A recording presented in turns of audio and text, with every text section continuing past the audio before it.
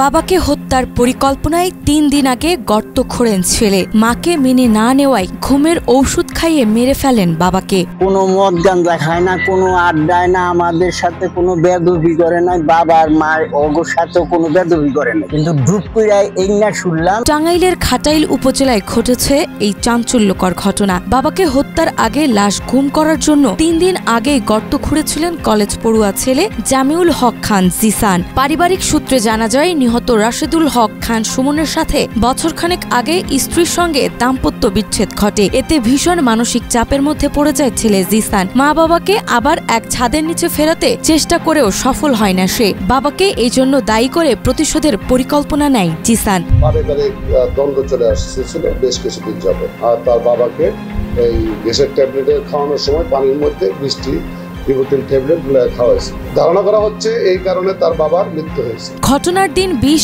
August রাতে মায়ের বিষয় নিয়ে বাবার সঙ্গে তর্কে জড়িয়ে পড়েন জিসান। এক পর্যায়ে মারধরের শিকারও হন তিনি। তখনই সুযোগ বুঝে ফার্মেসি থেকে আগেই সংগ্রহ করা ২০টি ঘুমের ট্যাবলেট পানিতে মিশিয়ে রাখেন। গভীর রাতে গ্যাস্ট্রিকের ওষুধ চাইলে বাবাকে ওই মিশ্রিত পানি পান করান তিনি। কিছুক্ষণের মধ্যেই ঘুমে ঢলে পড়েন সুমন এবং আর জেগে ওঠেননি।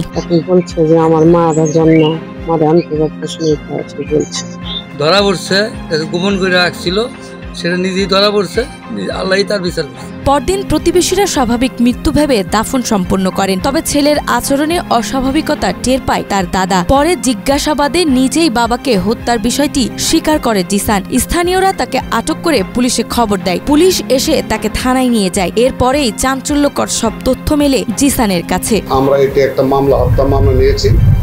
তার আত্মীয় জিজ্ঞাসাবাদে এক বছর স্বীকার করেছে রাত্রেবেলা পারিবারিক কলহের কারণে। ধারণা করা হচ্ছে এই কারণে তার বাবার মৃত্যু হয়েছে। সচেতন মহলের প্রত্যাশা আর কোনো বাবা মায়ের বিচ্ছেদ না হোক, কষ্ট না পাক সন্তান, সেই সাথে না ঘটুক এমন অনাকাঙ্ক্ষিত ঘটনা। নাজমা, মাই টিভি।